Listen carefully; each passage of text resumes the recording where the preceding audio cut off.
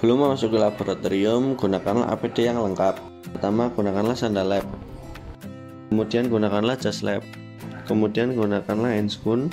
Yang terakhir, gunakanlah masker. Kaitan APD dengan PPI. Yang pertama, sandal lab berfungsi untuk melindungi kaki dari kontaminasi bahan kimia, bahan biologis infeksius, atau benda tajam yang mungkin jatuh ke lantai. Bertujuan untuk mencegah infeksi atau cedera akibat paparan langsung melalui kaki. Yang kedua, jas lab berfungsi untuk melindungi tubuh dan pakaian dari percikan bahan kimia, darah, cairan tubuh, atau mikroorganisme patogen. Bertujuan untuk menghindari kontaminasi silang serta mencegah membawa patogen keluar dari area kerja. Ketiga, handscoon atau sarung tangan medis berfungsi untuk melindungi tangan dari kontak langsung dengan bahan infeksius atau bahan kimia berbahaya. Bertujuan untuk mencegah penularan infeksi dari bahan tercemar ke petugas serta antar pasien jika digunakan dalam pelayanan klinis. Kemudian yang keempat, masker berfungsi untuk menyaring udara yang dihirup dan mencegah penyebaran droplet dari mulut atau hidung. Bertujuan untuk melindungi dari penularan penyakit melalui udara dan droplet serta mencegah kontaminasi area kerja dan mikroorganisme dari pengguna. Selanjutnya di sini kita akan melakukan flebotomi, pemeriksaan asam urat, kolesterol, gula darah, metode spektrofotometer. Pengambilan darah vena pada lengan pasien. Siapkan alat dan bahan, gunakan alat dan bahan sekali pakai untuk mencegah penyebaran infeksi. Perlindungan petugas kesehatan. Petugas kesehatan wajib menggunakan APD lengkap seperti sarung tangan, masker untuk melindungi diri dari paparan darah dan cairan tubuh pasien yang mungkin mengandung patogen.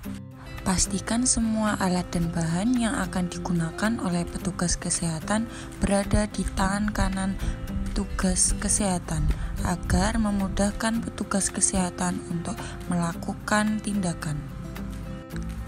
Persiapkan dan cek kembali semua alat dan bahan yang akan digunakan untuk melakukan tindakan. Berikan informasi kepada pasien tindakan apa yang akan dilakukan oleh tenaga kesehatan.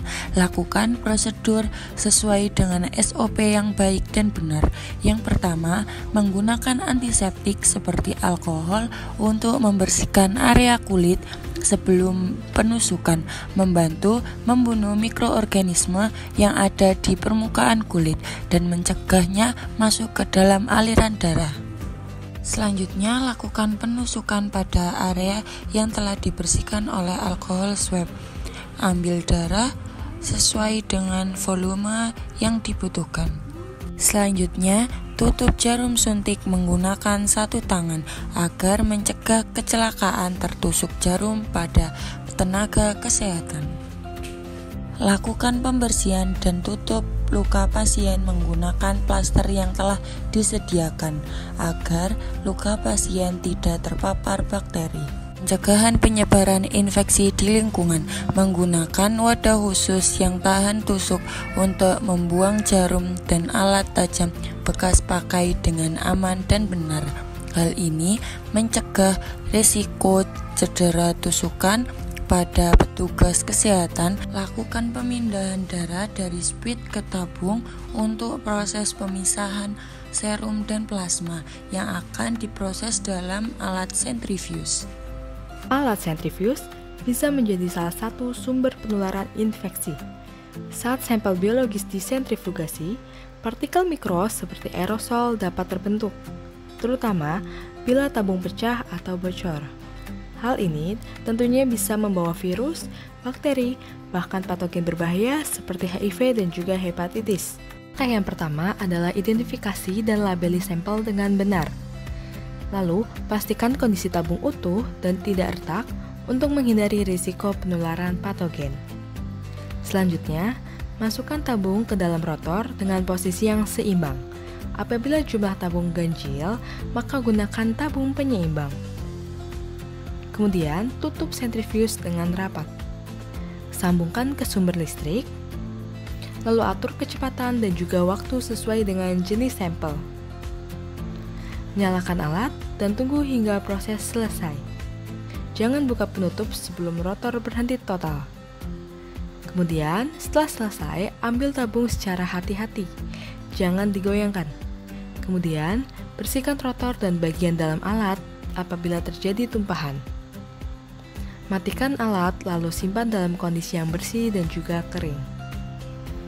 Siapkan alat dan bahan untuk pemeriksaan, sampel, reagen, tabung serologi, label, limbah tit, tisu, tit, mikropipet.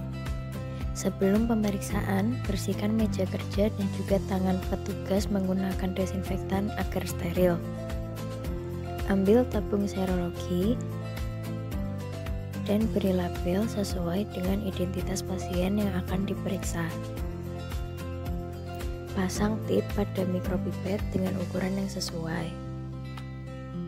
Ambil larutan reagen, lap tip dengan tisu, lalu pindahkan ke dalam tabung serologis. Buang tip ke dalam limbah tip, lalu pasang kembali tip sesuai dengan ukuran mikropipet. Ambil sampel yang akan diperiksa, lap dengan tisu, masukkan ke dalam tabung serologis yang telah berisi reagen. Buang tip ke dalam limbah tip, lalu homogenkan. Setelah selesai bekerja, kembalikan alat dan bahan ke tempat semula, lalu bersihkan meja kerja dengan menggunakan desinfektan agar menghindari kontaminasi. Ambil mikropipet dan pasang dengan tip. Pertama, ambil mikropipet dengan volume 1000 mikron, lalu pasang dengan blue tip. Pastikan blue tip terpasang dengan kencang agar tidak terjadi kebocoran saat pengambilan reagen. Selanjutnya, ambil reagen, lalu lap dengan tisu untuk menghindari kelebihan volume. Masukkan reagen secara perlahan kepada tabung serologis agar tidak terjadi gelembung udara yang dapat mengurangi volume pada cairan. Buang blue tip ke limbah tip. Hal tersebut bertujuan agar tidak terjadi kontaminasi ataupun penyebaran infeksi pada reagen. Selanjutnya, ambil sampel dengan menggunakan tip berukuran lebih kecil, yakni 10 mikron. Masukkan serum secara perlahan-lahan dan pastikan tidak terjadi gelembung udara agar tidak terjadi kekurangan reagen. Setelah selesai, lakukan homogenisasi dan inkubasi selama kurang lebih 10 menit. Cara penggunaan waterbath yang pertama, masukkan tabung berisi reagen atau sampel ke dalam waterbath setelah suhu stabil. Yang kedua, inkubasi sesuai waktu yang ditentukan pada prosedur pemeriksaan. Gunakan timer untuk menjamin waktu inkubasi yang tepat. Kaitannya dengan PPI dalam penggunaan waterbath, inkubasi yang tidak akurat dapat menyebabkan hasil pemeriksaan tidak valid. Kalibrasi berkala, misalnya bulanan, dengan termometer terverifikasi merupakan bagian dari penjaminan mutu internal. Pemeriksaan rutin mencegah kegagalan alat yang bisa mempengaruhi integritas hasil pemeriksaan. Setelah dilakukan proses inkubasi, kemudian kita masuk ke dalam proses pembacaan absorbansi menggunakan alat spektrofotometer. Yang pertama adalah menyambungkan pada stop kontak dan kemudian masukkan larutan blanko, larutan standar, dan kemudian sampel uji dari pemeriksaan glukosa, asam urat, dan kolesterol. Poin PPI di sini adalah pencegahan terhadap tumpahan pada tabung sampel uji. Lakukan hati-hati agar larutan tidak tumpah dan kontaminasi. Dan yang kedua adalah proses kalibrasi, cek alat spektro untuk mencegah kesalahan hasil akibat kontaminasi. Limbah kita buang sesuai dengan jenisnya. Untuk jarum suntik dibuang pada safety box berwarna kuning untuk mengurangi kontaminasi silang penyebaran infeksi dari tertusuk jarum, karena safety box ini sudah dirancang tahan tusukan dan bocor. Kemudian untuk kapas, kasa, spuit, dan plastik dibuang pada limbah infeksius. Untuk tip, sebelum dibuang, air pada wadah limbah dibuang terlebih dahulu. Kemudian tip dibuang pada limbah infeksius agar mencegah terjadinya tumpahan yang menyebabkan kontaminasi dari reagen dan sampel yang telah digunakan.